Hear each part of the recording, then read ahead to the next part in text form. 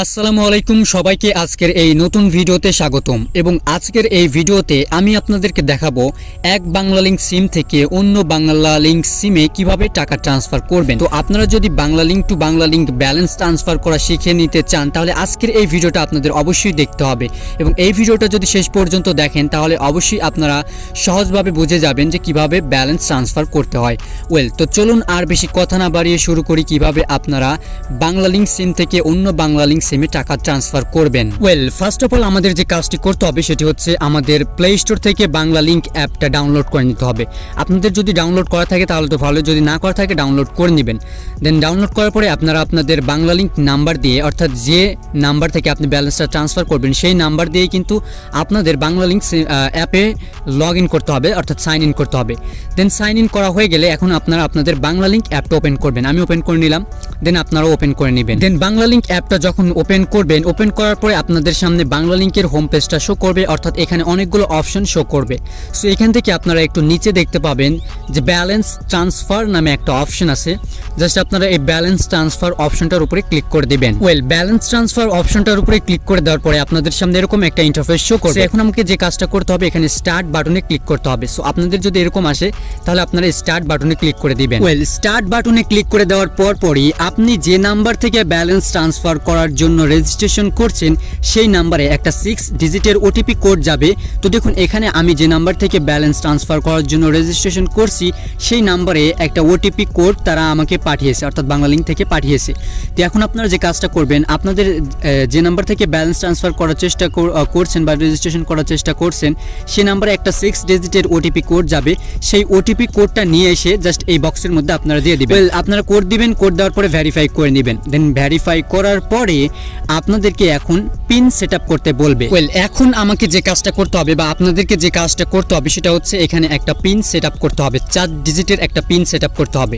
এই পিনটা কিন্তু অবশ্যই আপনাদেরকে মনে রাখতে হবে। আপনি যে পিনটাই দেন না কেন সেটা কিন্তু অবশ্যই মনে রাখতে হবে। এখন আপনারা যে কাজটা করবেন এখানে ব্যালেন্স ট্রান্সফার করার একটা পিন আপনারা এখানে সেটআপ করে নেবেন।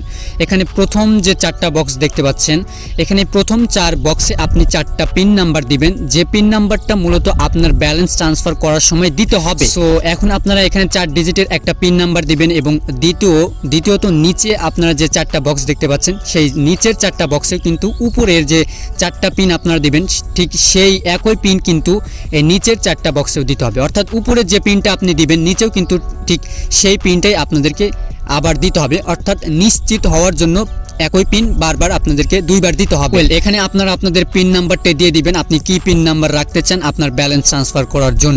এখানে কিন্তু আমি আমার পিন নাম্বারটা সেটআপ করে দিলাম, আপনারাও সেটআপ করবেন। দেন সেটআপ করার পরে এখানে আপনারা দেখতে পাবেন রেজিস্টার নামে একটা অপশন আছে। সো আপনারা রেজিস্টার অপশনটার উপরে ক্লিক করে দেবেন। দেন রেজিস্টার অপশনটার উপরে ক্লিক করে দেওয়ার পরে এখানে দেখুন আমাকে নিচ থেকে নোটিফিকেশনের মাধ্যমে বলতেছে যে কংগ্রাচুলেশন, মানে আমাকে বলতেছে যে আমি রেজিস্ট্রেশন সফলভাবে করে ফেলেছি। এখন আমাদের ব্যালেন্স ট্রান্সফার করার জন্য যে কাজটা করতে হবে, এখানে দেখতে পাচ্ছেন নিচে লেখা আছে ব্যালেন্স ট্রান্সফার নাও। আপনারা এই ব্যালেন্স ট্রান্সফার নাও এই অপশনটার উপরে একবার ক্লিক করে দিবেন। ব্যালেন্স ট্রান্সফার নাও অপশনটার উপরে ক্লিক করে দেওয়ার সাথে সাথে দেখতে পাবেন আপনাদেরকে ব্যালেন্স ট্রান্সফার করতে বলবে, অর্থাৎ ব্যালেন্স ট্রান্সফারের যে হোম পেজটা আছে সেখানে আপনাদেরকে নিয়ে আসবে। এখানে আপনারা প্রথমত দেখুন প্রথম বক্সে আপনাদেরকে নাম্বার দিতে বলতেছে, অর্থাৎ আপনি কোন নাম্বারে আপনার ব্যালেন্সটা ট্রান্সফার করবেন সেই নাম্বারটা দিতে বলতেছে আর কি। তো এখানে আপনি যে বাংলালিংক সিমে টাকাটা ট্রান্সফার করতে চান আপনার সিম থেকে সেই বাংলালিংক নাম্বারটা আপনাদের এখানে দিতে হবে। নিচে কিন্তু আপনাদেরকে দ্বিতীয় বক্সে আপনাদেরকে অ্যামাউন্টটা দিতে বলবে, অর্থাৎ কত টাকা আপনি ট্রান্সফার করতে চান। এখানে আমি আপনাদেরকে একটা বিষয় জানিয়ে রাখি, এখানে অ্যামাউন্টটা কিন্তু সর্বনিম্ন 10 টাকা দিতে হবে। আপনি কিন্তু 10 টাকার নিচে কোনো অপারেটর থেকে কিন্তু ব্যালেন্স ট্রান্সফার করতে পারবেন না, গ্রামীণ হোক, রবি হোক বা বাংলালিংক হোক, আপনি যে সিম থেকেই ট্রান্সফার করুন না কেন 10 টাকার নিচে কিন্তু আপনি ট্রান্সফার করতে পারবেন না। সো মিনিমাম আপনাকে কিন্তু 10 টাকায় ট্রান্সফার করতে হবে এবং এখানে যে ব্যালেন্সটা আপনি ট্রান্সফার করবেন এই ট্রান্সফার করার কারণে কিন্তু কোনো চার্জই কাটা হবে না, এটা মাথায় রাখবেন। এখানে আমি 25 টাকা ট্রান্সফার করতে চাই, যার কারণে এখানে আমি অ্যামাউন্টের জায়গায় 25 টাকা দিলাম। 25 দেওয়ার পরে এখানে নিচে আপনাদেরকে পিন নাম্বার দিতে বলতেছে। তো একটু আগে আপনি যে 4 ডিজিটের পিন নাম্বারটা দিলেন ব্যালেন্স ট্রান্সফার করার জন্য সেই পিন নাম্বারটা এখন আপনারা এই বক্সের মধ্যে দিয়ে দিবেন। 4টা পিন 4 বক্সে দিয়ে দিবেন। এখানে আপনারা নিচে একেবারে নিচে দেখতে পাবেন যে টার্মস অ্যান্ড কন্ডিশনের একটা শর্ত আছে, একটা খালি বক্স আছে।